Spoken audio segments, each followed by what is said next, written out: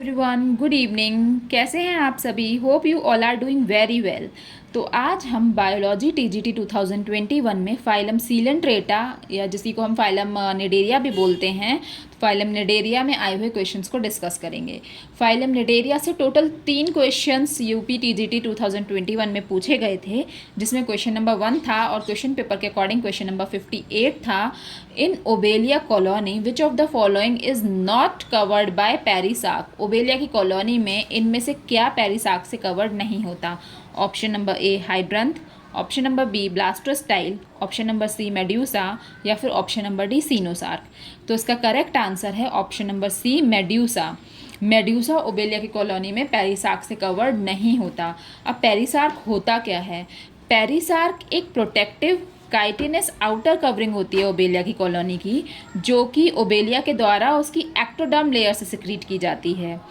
पेरिसार्क Obelia की colony में हाइड्रोराइजा, हाइड्रोलॉली, polyps और ब्लास्टोस्टाइल को कवर करता है। मींस इनको वो प्रोटेक्शन प्रोवाइड करता है पेरिसार्क, लेकिन वो मेड्यूसा को प्रोटेक्शन प्रोवाइड नहीं करता, मेड्यूसा को कवर करके नहीं रखता, क्योंकि मेड्यूसा ओबेलिया की कॉलोनी का परमानेंट मेंबर नहीं है। ये एक फ्री लिविंग और फ्री स्विमिंग फॉर्म है ओबेलिया की, जो कि कॉलोनी में प्रेजेंट नहीं होता, और कॉलोनी में प्रेजेंट ना होने की वजह से पेरिसार्क मेड्यूसा को कवर नहीं करता है। Now coming to the next question, that is question number 66। The formation of gonads in hydra is stimulated by. Hydra में गोनेड्स का फॉर्मेशन कौन स्टिमुलेट करता है? गोनेड्स का फॉर्मेशन मतलब फॉर्मेशन ऑफ ओवरीज, टेस्टिस, जो कि हमारे सेक्सुअल रिप्रोडक्शन के लिए नेसेसरी पार्ट्स होते हैं, रिप्रोडक्टिव ऑर्गन्स होते हैं, वो हाइड्रा में किन कंडीशंस द्वारा स्टिमुलेट होता है? Option number A lack of oxygen, option number B abundance of CO2, option number C CAMP या फिर ऑप्शन नंबर डी एलेनिन। तो जो हाइड्रा में गोनेड्स का फॉर्मेशन है वो CO2 की अबंडेंस के द्वारा प्रमोट होता है। हाइड्रा में अगर CO2 की अबंडेंस होती है हाइड्रा के अराउंड चारों तरफ, तो हाइड्रा के अंदर गोनेड्स का फॉर्मेशन स्टिमुलेट हो जाता है। जो हाइड्रा में गोनेड्स का फॉर्मेशन है वो एक्चुअली अनफेवरेबल कंडीशंस में होता है।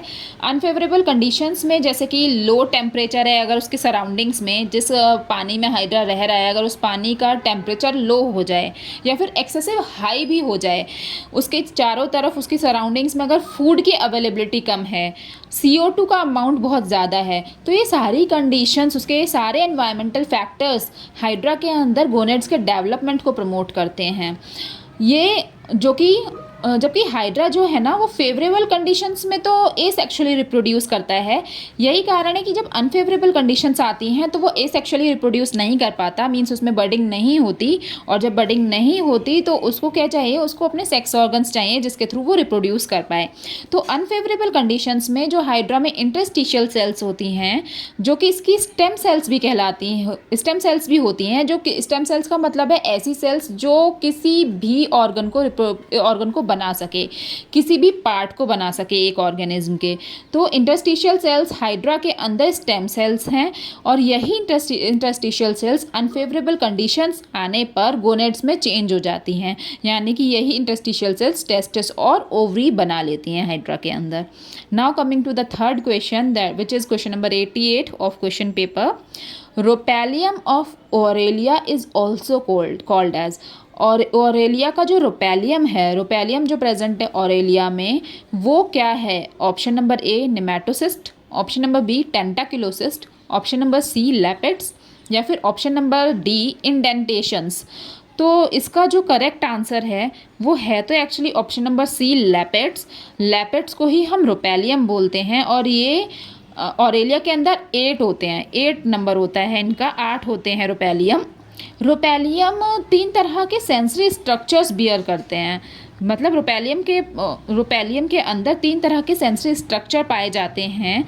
पहला होता है टेंटाक्लोसिस्ट, दूसरा ओसेली और तीसरा ऑल्फैक्टरी पिट्स। जो टेंटाक्लोसिस्ट होते हैं ये 2 होते हैं नंबर में, ओसेली 2 होते हैं और ऑल्फैक्टरी पिट 1 ही होता है। टेंटाक्लोसिस्ट बैलेंसिंग ऑर्गन होते हैं, ओसेली फोटो रिसेप्टर्स होते हैं और ऑल्फैक्टरी पिट्स कीमो रिसेप्टर्स होते हैं। ये तीनों सेंसरी स्ट्रक्चर्स रोपैलियम में प्रेजेंट होते हैं, और रोपैलियम को ही हम लैपेट्स बोलते हैं। लेकिन आयोग ने इसका आंसर टेंटाक्लोसिस्ट दिया हुआ है। टेंटाक्लोसिस्ट एक सेंसरी स्ट्रक्चर है जबकि रोपैलियम का, और बट आयोग ने इसी को करेक्ट आंसर माना है। तो अगर हम आयोग की बात करें तो इसके आयोग के अकॉर्डिंग ऑप्शन नंबर बी टेंटाक्लोसिस्ट इसका सही आंसर है। लेकिन वैसे इसका करेक्ट आंसर लैपिड्स है। लैपिड्स को ही हम रोपैलियम कहते हैं, और टेंटाक्लोसिस्ट रोपैलियम पर प्रेजेंट एक सेंसरी स्ट्रक्चर होता है ना। वो कंप्लीट रोपैलियम नहीं होता, बल्कि रोपैलियम पर प्रेजेंट एक सेंसरी स्ट्रक्चर होता है जो कि बैलेंसिंग के लिए रिस्पॉन्सिबल होता है। टेंटाक्लोसिस बैलेंसिंग ऑर्गन होता है जो रोपैलियम पर प्रेजेंट है, लेकिन रोपैलियम का दूसरा नाम लैपिड्स ही होता है। Thanks for watching, hopefully you all understand all this. Thank you.